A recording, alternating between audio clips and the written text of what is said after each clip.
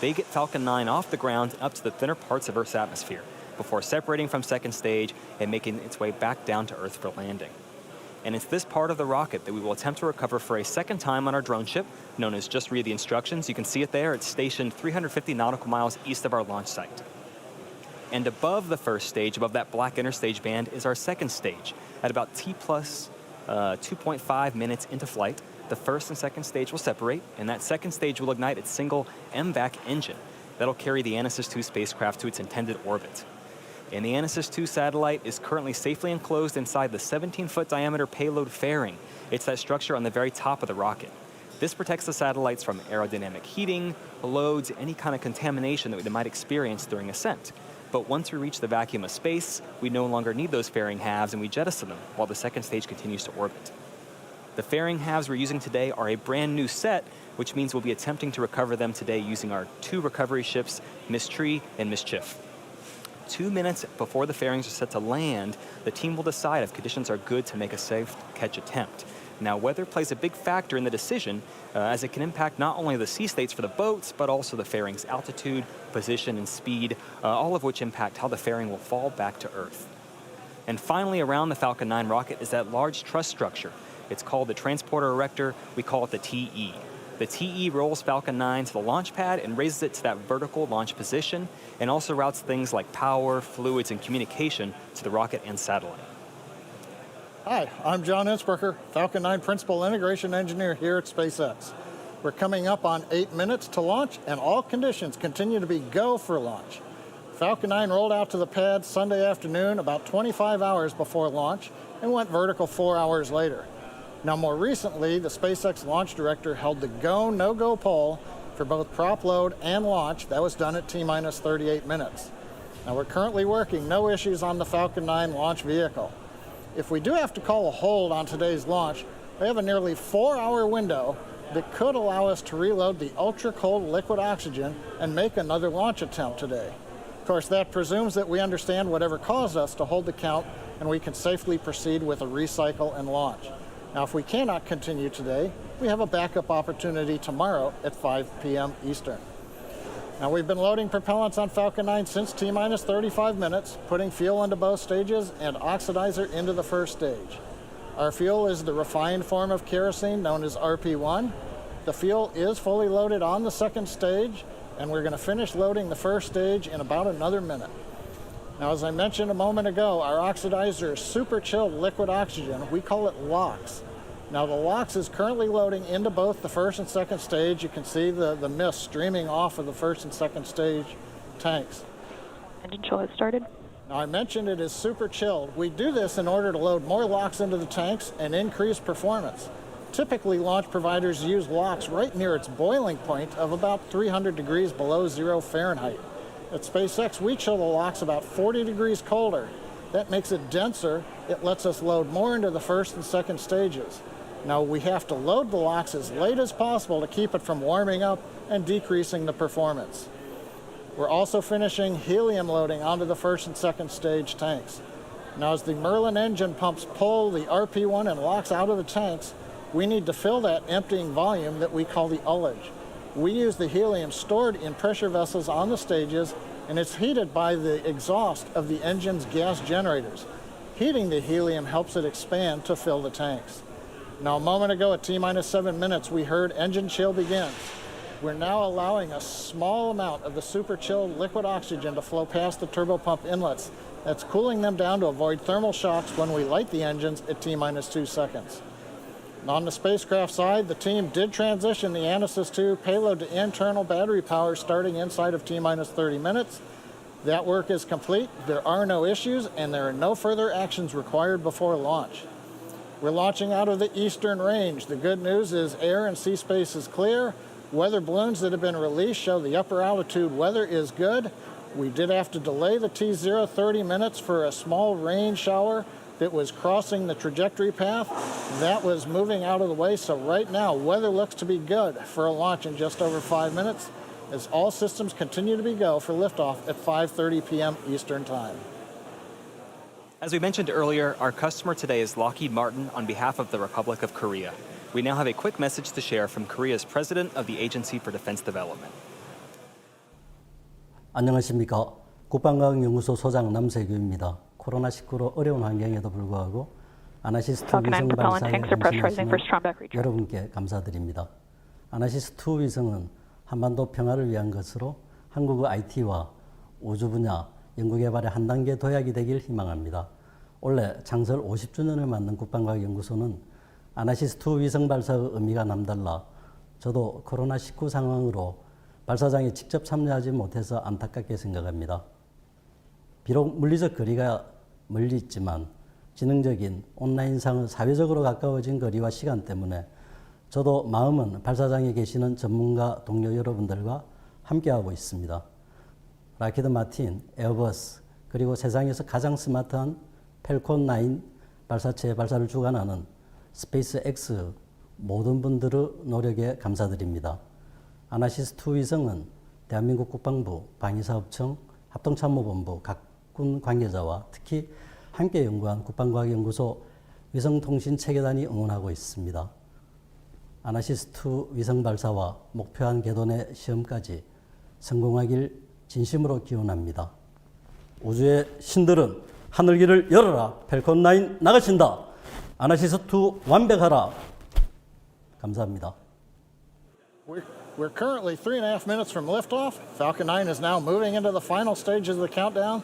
The vehicle remains in good health.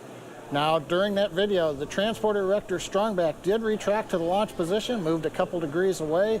That's what we need, sufficient for liftoff of the Falcon 9. Fuel loading is complete on both first and second stages. The liquid oxygen loading is wrapping up on the first stage and will complete at T-minus 2 minutes on the second stage. Now, 1 minute before liftoff, you'll hear the announcement that Falcon 9 is in startup. That means the rocket's internal computers on first and second stage are controlling the launch countdown. Now, the mission manager reports the ANASIS-II space vehicle continues to be go. The range continues to be green for launch, and the weather is looking good. Now, once again, as a reminder, if we don't launch today, we have a backup opportunity tomorrow at 5 p.m. Eastern. 2.5 minutes to launch. We have closed out the first stage liquid oxygen load. That just leaves stage 2 lock sets is now complete.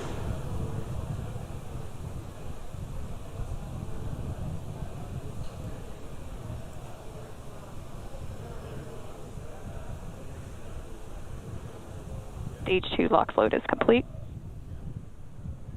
That completes propellant loading on the Falcon 9. Stage 2 LOX load, the last one to finish up inside of 2 minutes.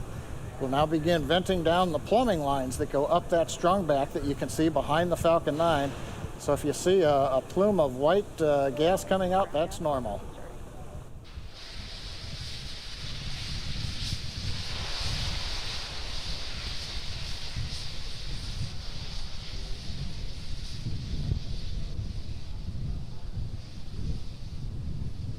You can see in the view from the camera, we're now venting down the liquid oxygen lines on the strongback, getting ready for launch. Next event will be startup coming at T-minus 1 minute. Falcon 9 is in startup. Here's the call out. We're in startup. We're now pressurizing first and second stage tanks for flight.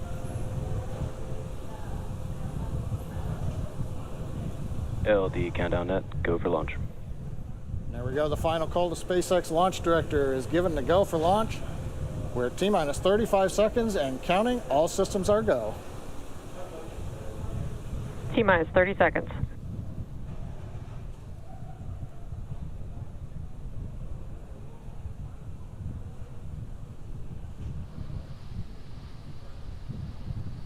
Stage 1 tanks pressing for flight. T-minus 15 seconds. 10, 9, 8, 7, 6, 5, 4, 3, 2, 1, 0. Ignition. Liftoff.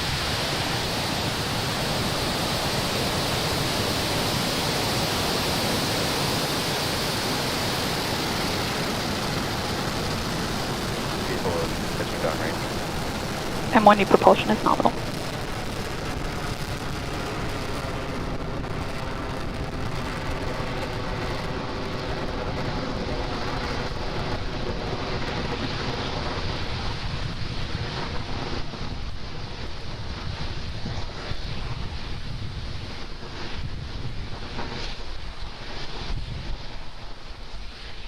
Plus 40 seconds. Everything looking good? That's the call out. Says M1D engines are throttling down, getting ready to reduce vehicle acceleration in preparation for the period of maximum dynamic pressure. We're in the bottom of the throttle bucket, as they call it. Now the Merlin engine's coming back up to full power as we get ready to go supersonic. Equal is supersonic. Supersonic, we're coming through the period of maximum dynamic pressure. Equal has reached maximum aerodynamic pressure. Guidance engineer confirms we're through the period of greatest pressure on the vehicle. Continuing downrange, trajectory looks good. Propulsion looks good. Avionics looks good.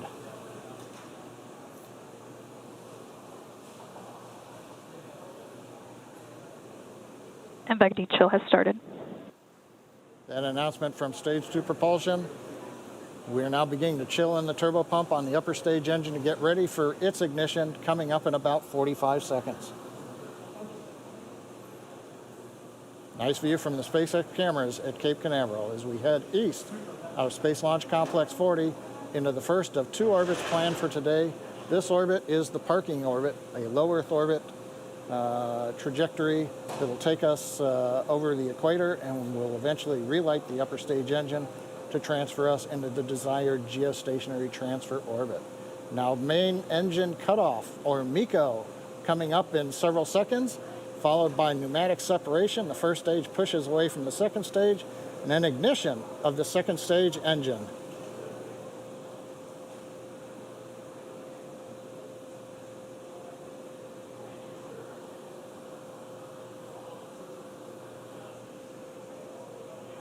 Stage MECO. separation confirmed.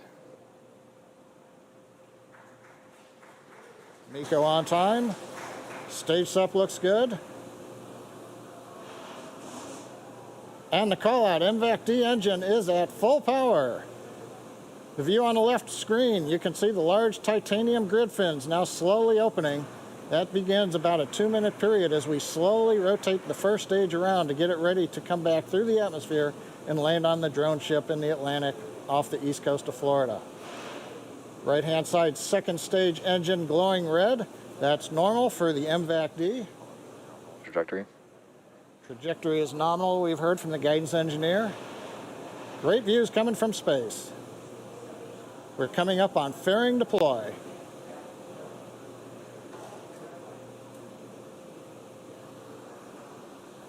Fairing separation confirmed. And we've heard the call out from the avionics engineer. Fairing separation is confirmed.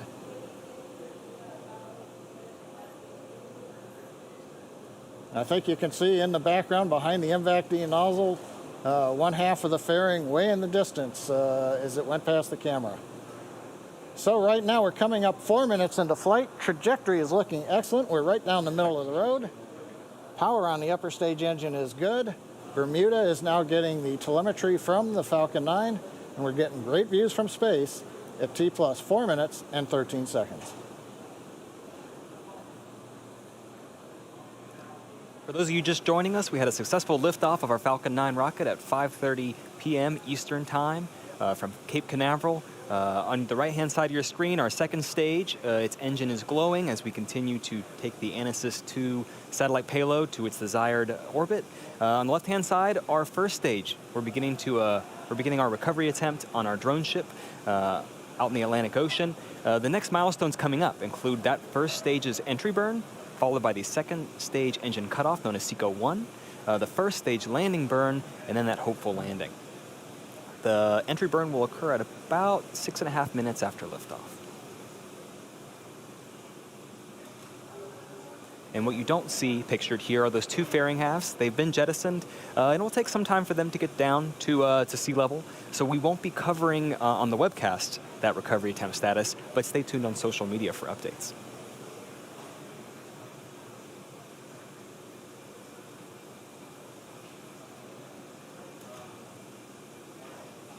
You see some pretty clear pictures of Earth there. The first stage has reached apogee. It's beginning to head down there.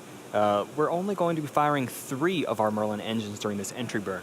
in order to slow the vehicle down before it gets to the thicker parts of Earth's atmosphere. It'll slow the vehicle by about 25%. When we performed stage separation, that first stage was traveling about 2.5 kilometers per second. So we have a lot of velocity to reduce. Great.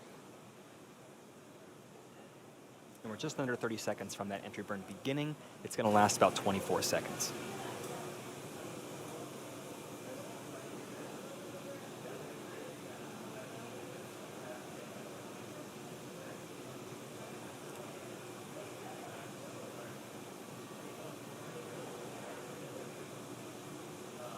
We're 10 seconds away from entry burn.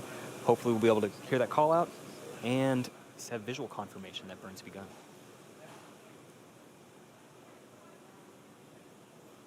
Stage 1, entry burn startup. Our entry burn has begun. You'll see that, the exhaust there will grow and start to become elliptical as we turn on the engines. The center engine fires first, the two side engines fire shortly after that. So that exhaust will seem to grow during this burn.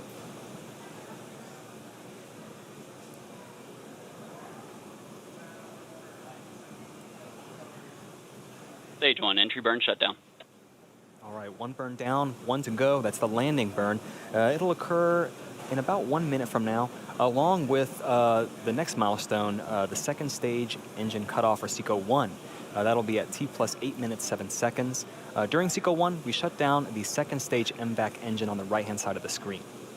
Also signal first stage, Cape Canaveral, expected. In about 25 seconds after SECO-1, Falcon 9 will touch down, hopefully, on our drone ship. Just read the instructions. Currently, it's in the Atlantic, about 350 nautical miles off the coast of Florida. Start of terminal guidance.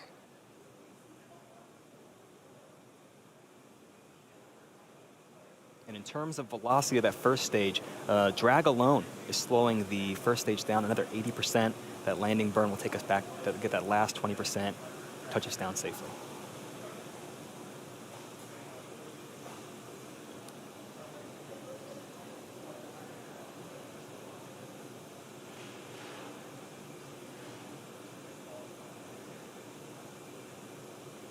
Just under 10 seconds from landing burn and SECO-1.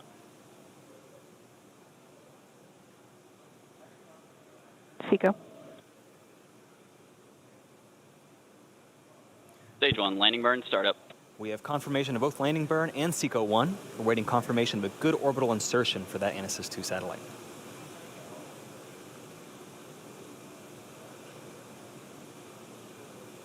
And the landing Stage lights 1. also, landing laser deploying now. Nominal park orbit insertion. And there it is. That is our 57th successful landing of Falcon 9 on our drone ship. Just read the instructions.